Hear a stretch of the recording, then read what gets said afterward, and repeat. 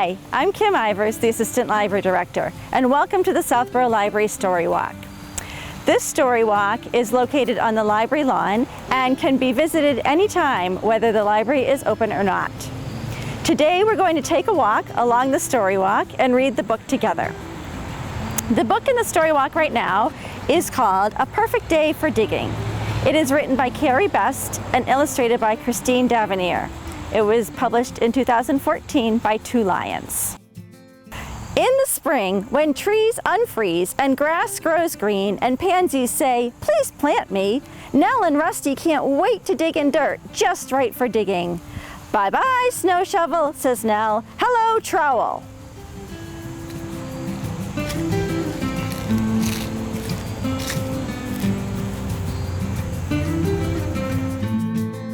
Crunch, crumble, push, shove. "Victory!" Nell sings when she and Rusty finally break through the crusty ground. "I love the smell of fresh spring dirt," Nell says. "Don't you, Rusty?" Rusty does. In fact, he loves the smell of fresh spring dirt so much that he tries to eat it. Then Nell has to remind him, "Dirt is for digging, Rusty, not eating." Nell swirls the dirt around, making S's with her trowel. She chip-chops the clumpy, lumpy dirt until it is silky smooth. Rusty makes dirt angels. Then he jumps up and shakes. "Hooray for getting dirty!" shouts Nell. "Woof!" barks Rusty.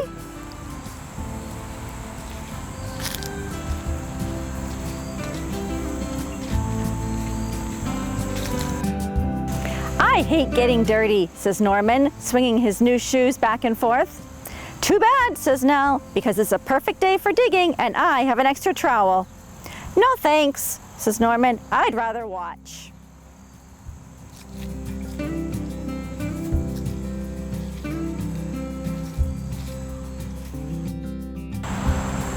Nell crouches down low. Rusty crouches down low too.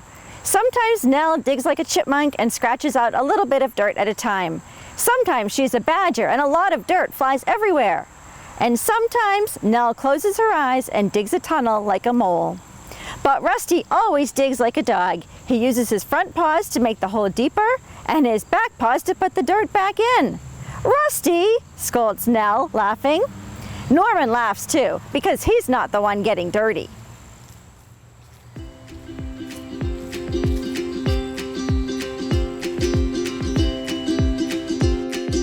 Nell shapes a round mountain out of the first pile of dirt. She decorates the mountain with pebbles and pieces of shells. Rusty leaps over and over Nell's mountain until his paws are the color of chocolate. "Ew!" says Norman, taking his clean hands out of the clean pockets of his clean jeans to keep the dirt away.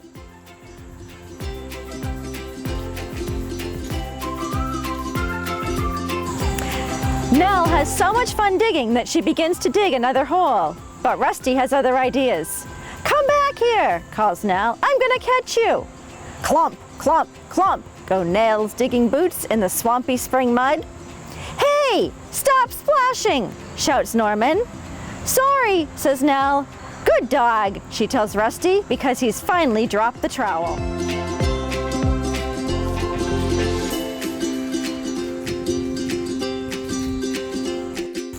This time when they dig, Nell and Rusty pretend they are giant steam shovels, whirring, scooping, and dumping a ton of dirt next to each hole. Then...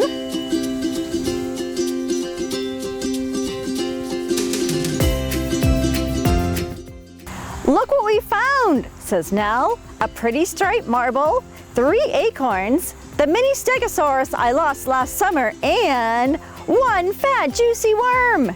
"Gross," says Norman, but he inches closer to watch the worm wiggle and to see what Nell decides to do with all the other treasures.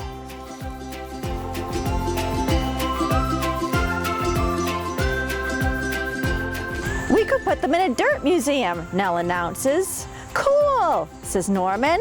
"We'll build it with the stones you dug up, and I won't even have to get dirty." Nell makes sure to give the worm plenty of dirt to wiggle in.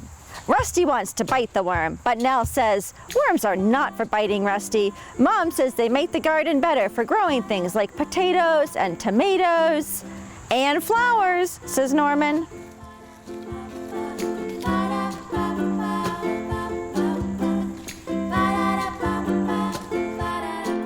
Rusty thumps to the ground. He's pooped. But Nell, and now Norman, want to see what else is buried in the garden.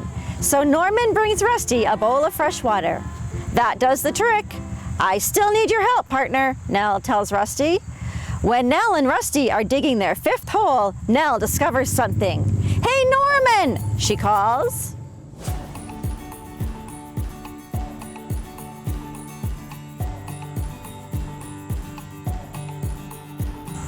It's a tiny china arm. Wow, says Norman. He carefully brushes off the dirt with his clean hanky. I wonder who played with it, and if there's more. There's only one way to find out, says Nell, but I'm all dug out. So...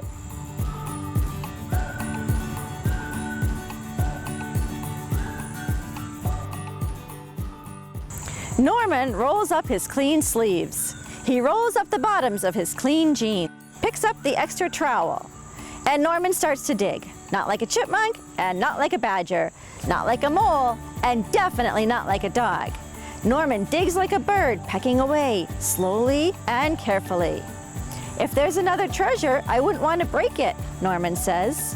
Then, just like an archaeologist, he separates the soil with the tip of his trowel, delicately spooning out a little dirt at a time until...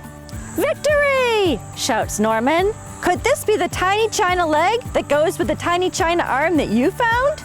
It is, says Nell. Good work, Norman. But guess what?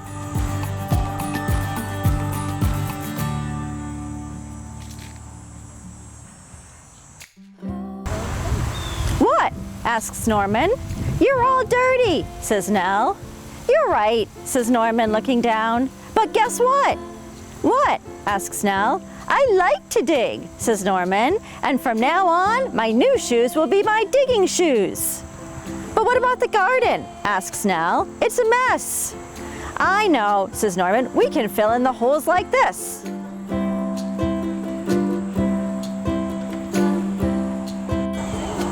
And, says Nell, we can plant these pansies like this. Hooray for digging! You mean, hooray for dirty digging! Shouts Norman. When can we dig again?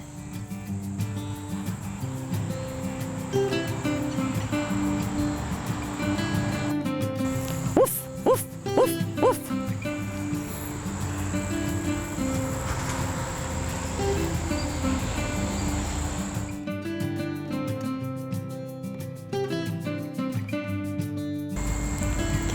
Thank you for joining me on our story walk today. I hope you enjoyed the story.